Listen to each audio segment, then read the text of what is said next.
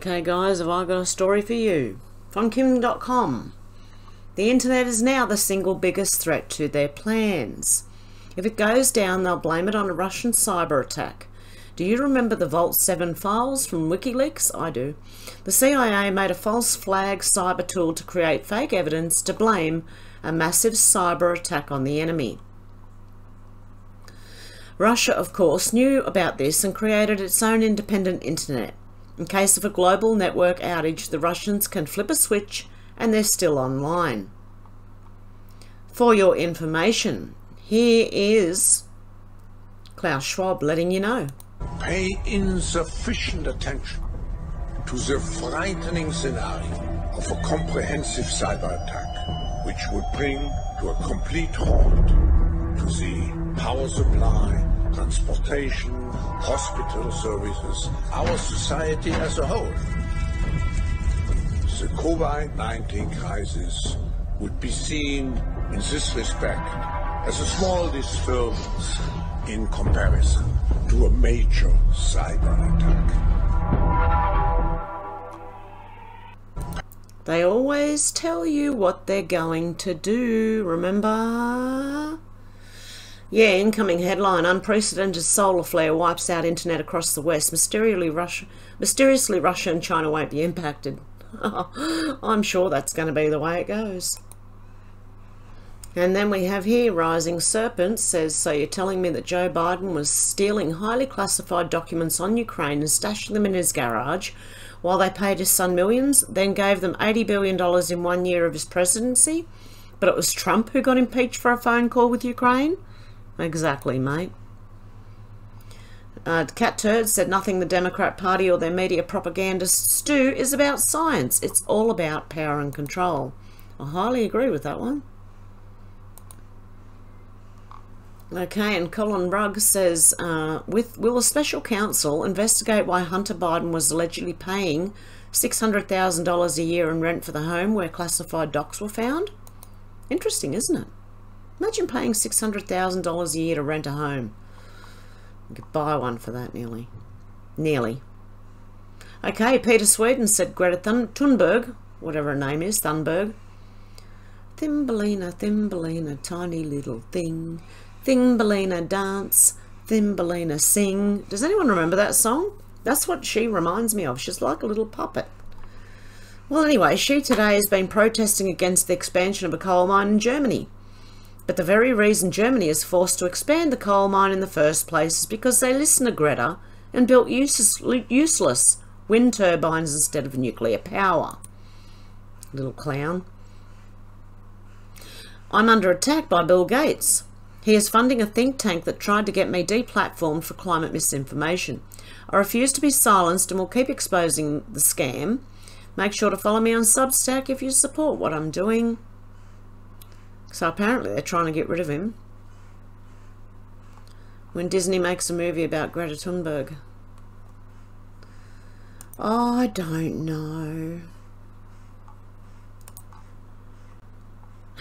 It's just insane.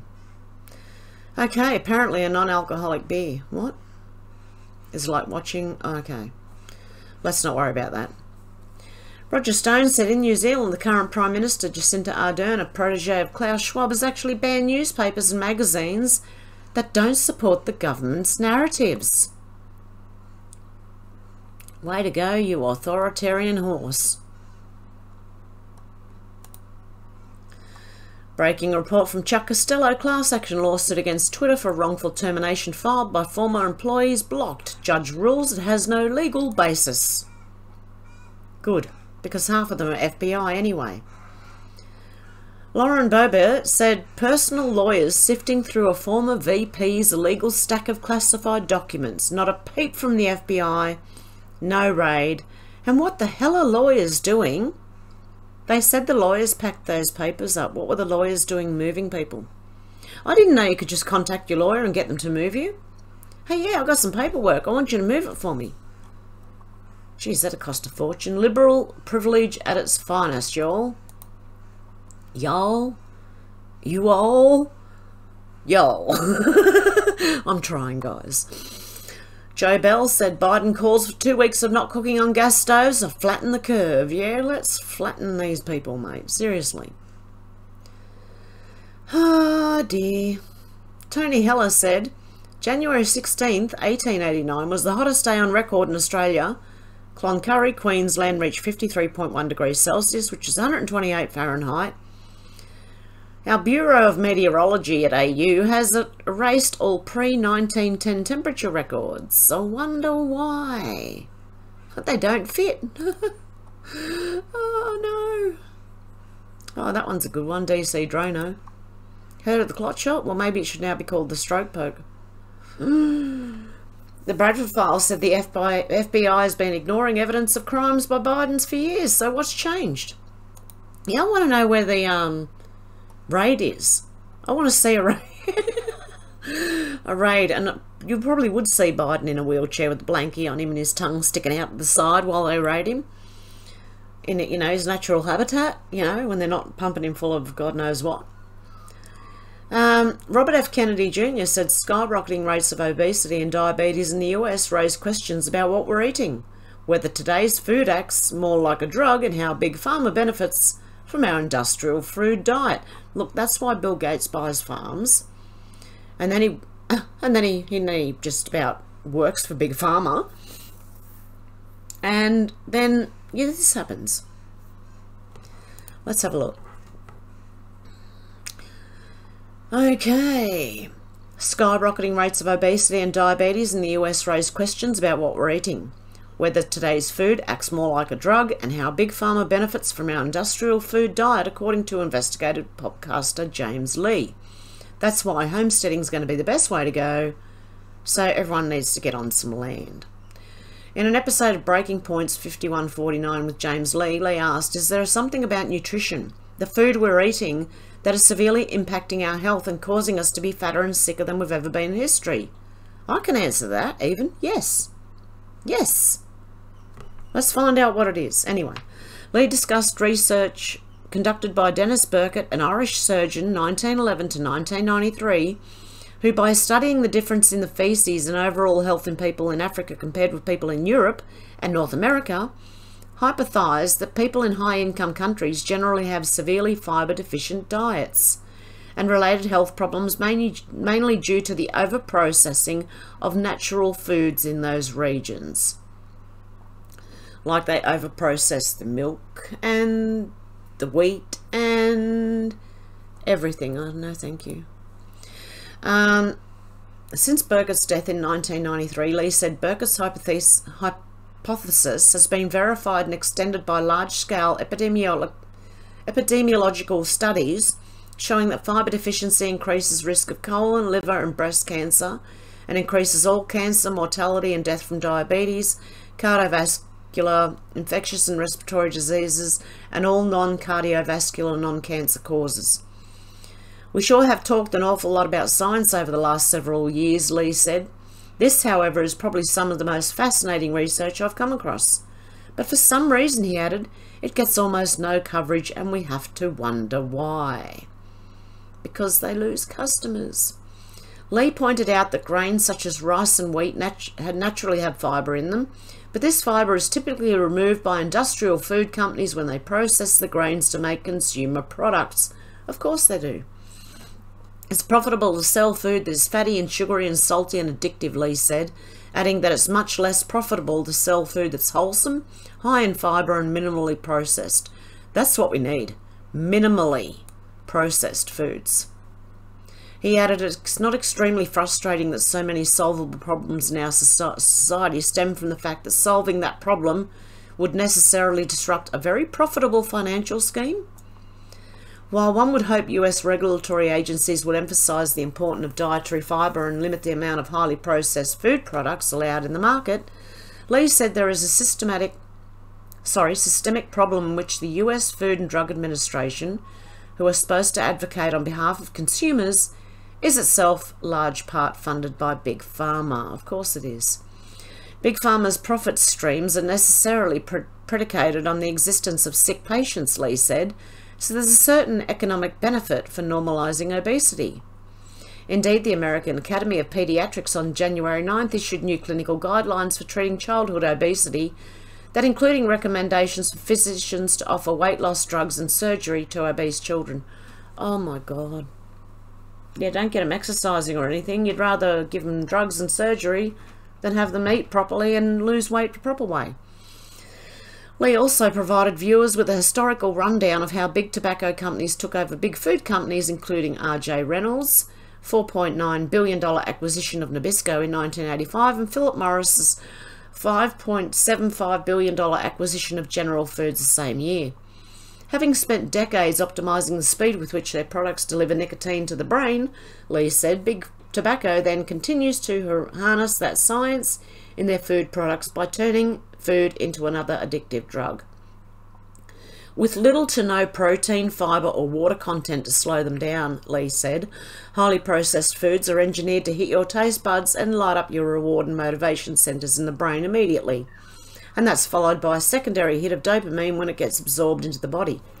So all this processed food is like social media.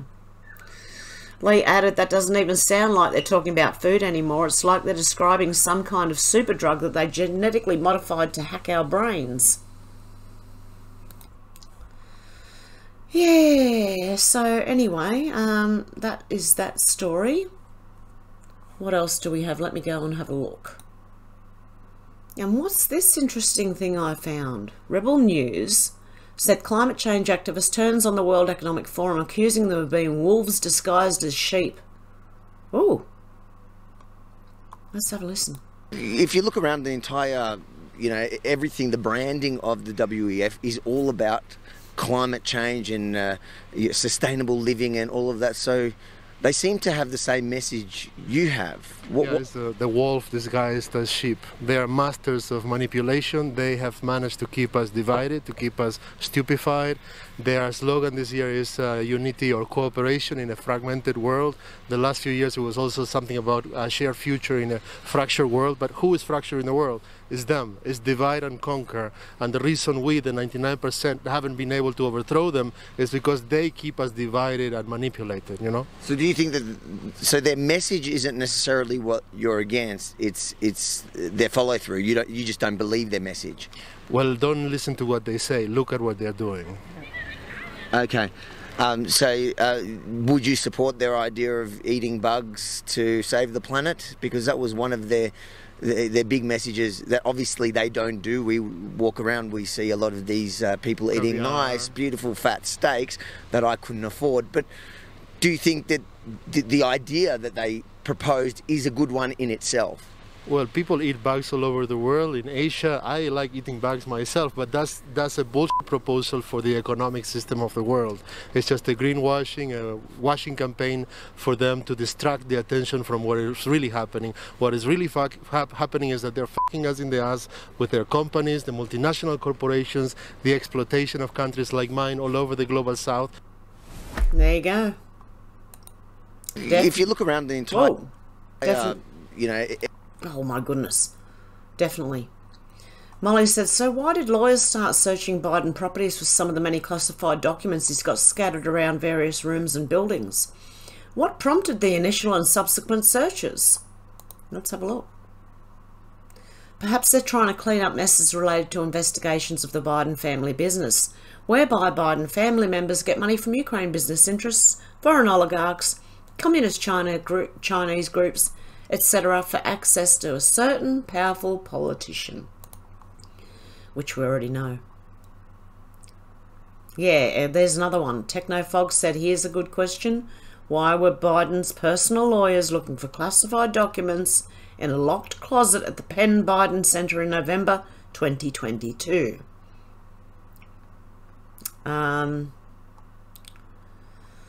Okay. Ian Miles Chong said, why do Democrats hate everything the US Constitution stand for? That's an interesting question too. Harmeet K. Dillon said, putting together my transition team for the RNC chair role, we have too much talent in the GOP that's been sidelined in favour of a small clique of swamp insiders. Time for some sunshine and fresh thinking in this outfit. Oh, come on, let's go, Brandon. Seriously. Let's go, Brandon. Come on. Dr. Eli David said, why are those, fully jabbed people so angry with the unjabbed? They believe they were safe and effective and learned they are neither. They should be mad at the FDA, the CDC and Fauci, not the unjabbed. Okay, let's see what else. Should Elon Musk release the COVID vaccine files yet next? I would say yeah. Oh, okay, Gary T said hardly anyone noticed that Robert F. Kennedy Jr. won the case against all the pharmaceutical lobbyists. COVID vaccines are not vaccines. In the ruling, the Supreme Court confirms that the damage caused by these gene therapies is irreparable. As the Supreme Court is the highest court in the United States, there are no further appeals and the appeals have been exhausted. Robert F. Kennedy emphasised in an initial statement that this was a success that was only possible thanks to the international cooperation of a large number of lawyers and scientists. Of course, this judgment opens up something internationally, especially here in Switzerland. This judgment should make waves because Switzerland has a special position here with its federal constitution. On one hand, the Nuremberg Codex and the Constitution with Article 118b and the misuse of genetic engineering in humans is prohibited in Switzerland according to Article 119 of the Federal Constitution. This is supplemented by Article 230 BIS of the Criminal Code. Thus, the perpetrators risk up to 10 years in prison, but this judgment should also make the rest of the world sit up and take notice, because the Nuremberg Code is internationally valid and is also included in Article 7 of the International Covenant on Civil and Political Rights. In the case of criminal charges, the statement must include a reference to the Contagion scandal in order to give special weight to the importance of this charge. The policy is thus facing a hot autumn. Let's go, Brandon.